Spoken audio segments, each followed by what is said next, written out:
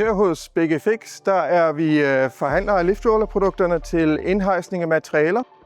I det her tilfælde, der har vi en palle. Det kunne også være et gipsbundt. Som gammel tømrer, så har jeg håndteret rigtig meget gips, og det er sjældent, der er nogen, der synes, det er sjovt. Det er tungt, og det er besværligt. I det her tilfælde, der løser man problemet ved at hejse produkterne op på platformen, og så kan vi trække produktet ind gennem vores vindue.